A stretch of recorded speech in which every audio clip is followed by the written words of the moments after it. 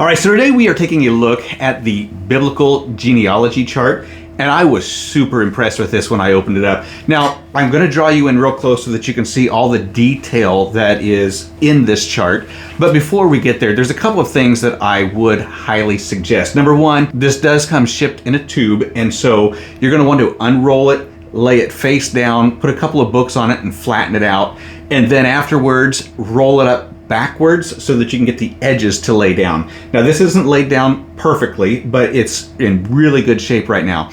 Another thing that I would do with this is that I would probably laminate it. You can laminate it or you can frame it, but I think if you're going to use this, and I think that you're going to want to use this, whether you are a Bible student, a pastor, or just leading a Bible study, this is going to be great laminated. That way you can use dry erase markers, mark it up, and then you can wipe it off. So laminate it. You can also, if you just want to have it as a visual, you can put it in an 11 by 17 frame and then have it on your wall as beautiful decor. This thing is absolutely amazing. When I opened it up the first time and I began to look at all the detail and how it's arranged, I was super impressed. When you look on this left side of your chart, what you have here are all the books of the Bible.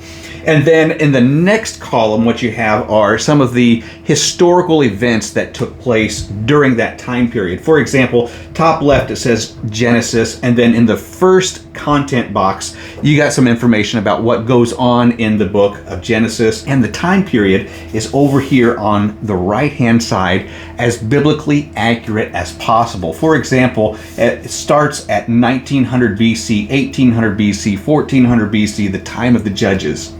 So that's really great information to have right there at your fingertips. The center column then has your genealogy from Adam all the way down to Jesus. It does have the little family tree lines so that you can see who gave birth to whom and then at what time frame that took place. Then on the right hand side you got other content, which is also going to give you some of the historical events that took place. Like you got the Great Flood, the Tower of Babel, in the book of Genesis during this time frame.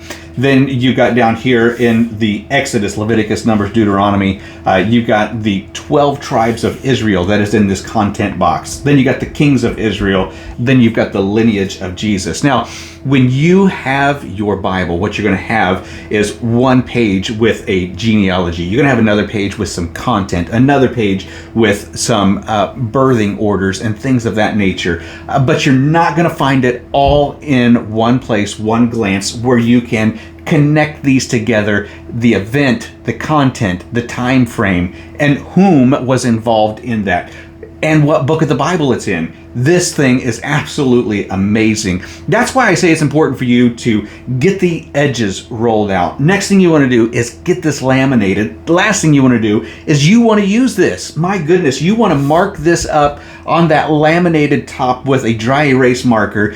Teach yourself, teach your students, teach the people in your Bible study, learn and grow together, and you are going to be absolutely amazed at the content that you find here and how it helps you to just have this visual to help understand and appreciate the context of the Bible even more. I was a pastor for 25 years. I would have loved to have something like this in my hands to teach my students, to teach my congregation, and to lead my Bible study. So if you're doing any of that, whether you're pastoring, teaching, leading, or if you're even just a part of the group, or you're just doing a personal Bible study, this thing is absolutely priceless. It is one that I would highly, highly recommend.